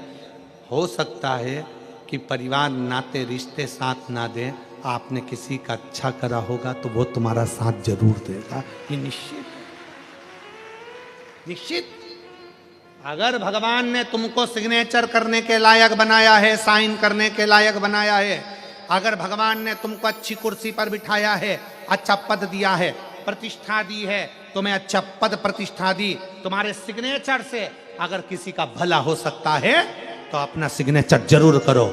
किसी का बुरा करने के लिए सिग्नेचर मत करो, पर किसी का भला करने के लिए सिग्नेचर अवश्य करो। क्यों? एक बार तुमने किसी का भला करने के लिए अगर सिग्नेचर का प्रयोग कर लिया तो यह पक्का है कि जिसका अच्छा करा है ना, तुम्हारे घर के लोग भी, ये कुर्सी रहती है ना, सत्ता रहता है ना, वैभव रहता है ना, तब तक तो घर के लोग भी खूब, काका जी ने, फूफा जी ने, मामा जी ने, पिताजी ने, माता जी ने, ये जी ने, वो जी ने, फलाना जी ने, ढिमका जी, और जैसे ही तुम कुर्सी और सत्ता से नीचे आते हो ना, तब तुम्हारा सिग्नेचर भी काम नहीं करता। रिटायर होने के बाद सिग्नेचर काम करता है क्या? जम के बोलो जरा। रिटायर होने के बाद कोई अपनी कुर्सी पर जाकर बैठ जाए, थानेदार रिटायर हो गया, थाने में जाकर सिग्नेचर करेगा, उसका कोई मायना नहीं है। अगर कोई व्यक्ति सिग्नेचर करने के लिए आतुर होगा तो उसका सिग्नेचर काम नहीं करेगा। बैंक का मैनेजर रिटायर हो गया, बाद में सिग्नेचर करने बैंक में जाएगा तो उसका सिग्नेचर काम नहीं आएगा। जिस समय कुर्सी पर हो उस समय अपने पद के साथ अहंकार को दूर करो और प्रयास करो कि किसी का भला हो सके। प्रयास करो किसी का भला हो सके।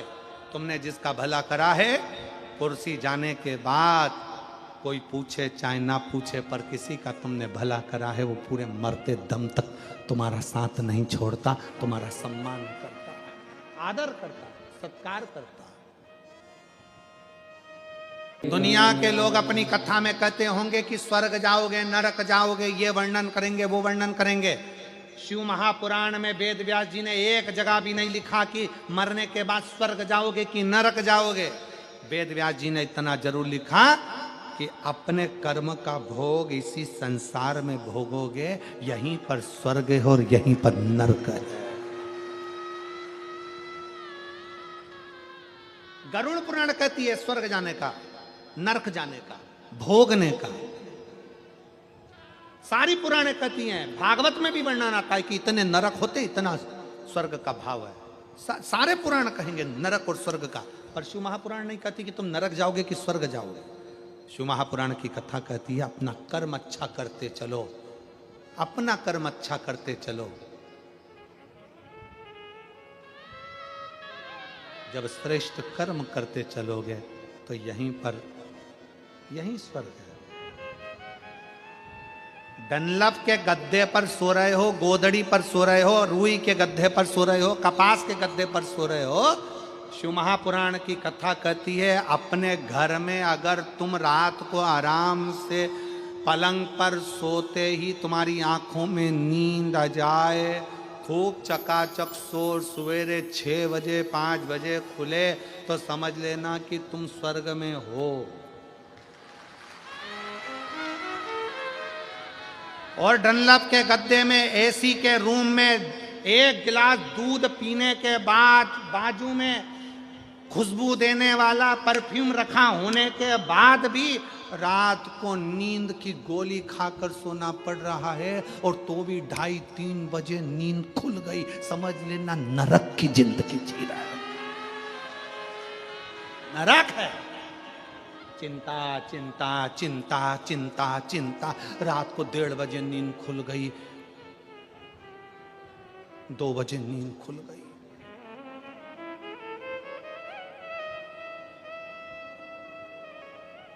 टी शर्ट में चेन है, टोपे में चेन है, पजामा में चेन है, पर आदमी बेचैन है। क्या काहे की चिंता, क्या चिंता? रात को नींद नहीं आ रही, 2:30 बजे नींद खुल गई, पत्नी बोल रही है, ओ है ना,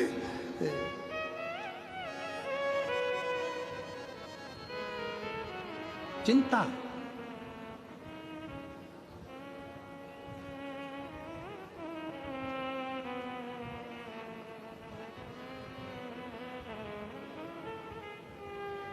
एक पति सो रहा था, पत्नी साथ में। आधी रात को पत्नी की नींद खुल गई, 1:30 बजे रात को उठकर बैठ गई। पति ने पूछा क्यों तुझे नींद नहीं आ रही? नहीं। क्यों? अपने को एक पप्पू हो गया, वो कहाँ सोएगा। पति बेचारा पलंग पे से थोड़ा सा सरका और पत्नी से कहीं यहाँ सोएगा, अब तू सो जा, मुझे सुबह दुकान जाना है, सो। पत्नी फिर सोई, 2:30 बजे फिर जग गई। पति ने कहा क्या हुआ? मान लो अपने को एक छोटी सी पप्पी हो गई, बेटी हो गई, तो वो कहाँ सोएगी। पति और सरका, यहाँ सो जाएगी, अब तो सो जा। पत्नी फिर सो गई। पति 3:30 पे फिर जग गई। पति ने कहा अब क्या हुआ? मान लो एक और पप्पू हो गया, तो पति और सरका, पलंग से धड़ से नीचे गिर गया, धड़ से। पति ने कहा यहाँ सो जाएगा, तू सो जा, मुझे सो जाने दे, दुकान में जा। पत्नी तो सो गई। पति ने अपना बैग तैयार करा। सवेरे सवेरे पत्नी उठी, पति का बैग तैयार करते हुए देखकर पूछा, जी सुनो, रात को कितने अच्छे से बात कर रहे थे, सवेरे सवेरे कहाँ जाने की तैयारी कर रहे हो? पति बोला, रात को केवल बेटे की कामना करी थी और पलंग से गिरकर कमर की हड्डी टूट गई। अगर बेटा पैदा हो गया तो ना जाने कौन कौन सी हड्डी तोड़ेगा। मैं तो चला प्रयागराज का कुंभ का मेला। प्रयागराज में कुंभ के मेले में सब बाबा बन रहे, मैं भी जा रहा।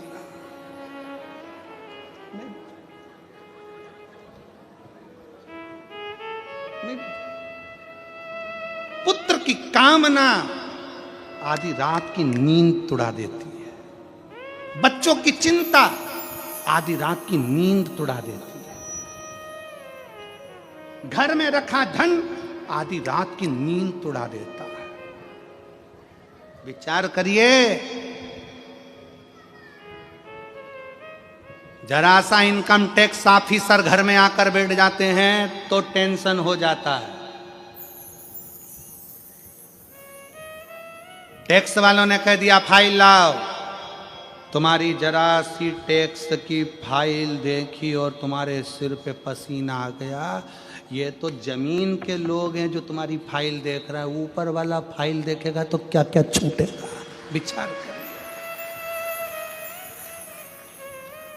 ये तो नीचे वाले फाइल देखें, संसार के लोग फाइल देख रहे हैं तो पसीना छूट रहा है, ऊपर वाला देखेगा।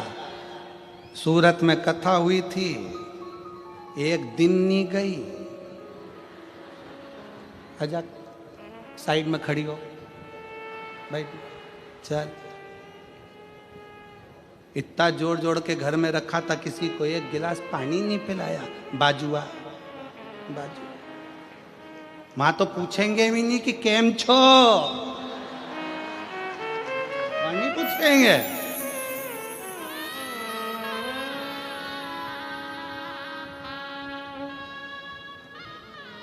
यहां तुम्हारी डिग्री देखी जाएगी, कितने पढ़े लिखे हो, कितना धन है, कितना वैभव है, बैंक में कितना बैलेंस है, तुम्हारे पास कितनी फैक्ट्री, कितनी गाड़ी, कितना मकान, कितना बंगला। संसार में तुम्हारी डिग्री देखते हैं, वहां डिग्री नहीं, तुम्हारा कर्म देखते हैं कि तुम्हारा कर्म कैसा है। नहीं देखेगा, खड़ा होना पड़ेगा, वो नहीं देखेगा। अब कर्म देखा जाए।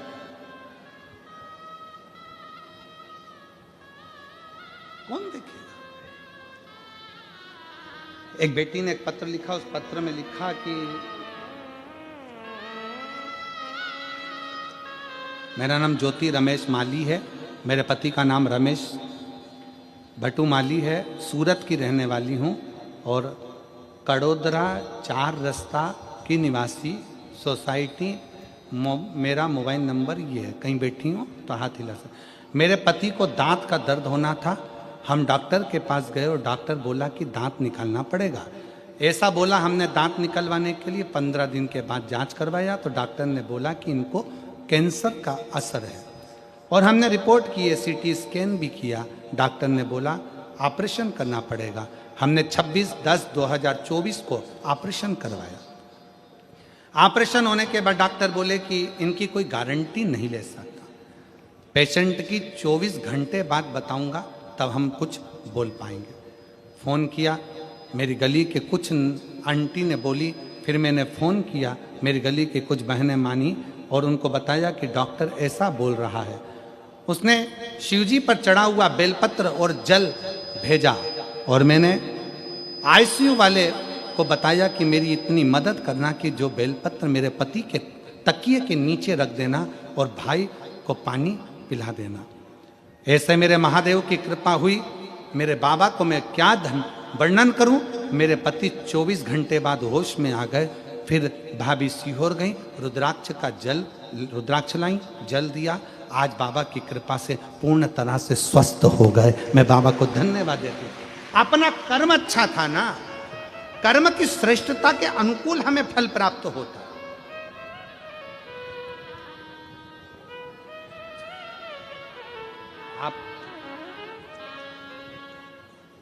आप शिव पर कितना भरोसा करते हो ये आपके ऊपर निर्भर।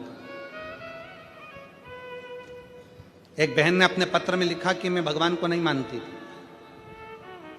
मेरा नाम अंजलि सिंह है, उम्र 39 साल, पत्नी का नाम चंचल सिंह, मेरा नाम अंजित सिंह, पत्नी का नाम चंचल सिंह, गांव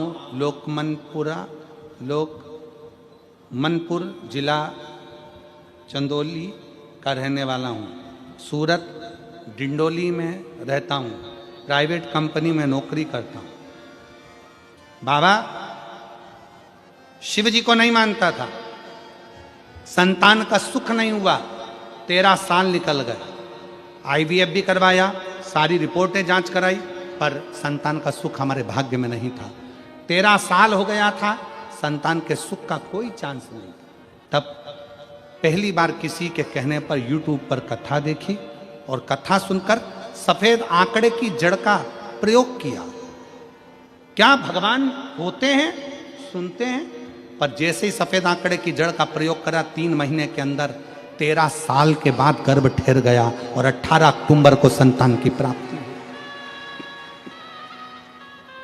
18 अक्टूबर 2024 को संतान की प्राप्ति हुई। कहीं बैठे हो तो आ सकते।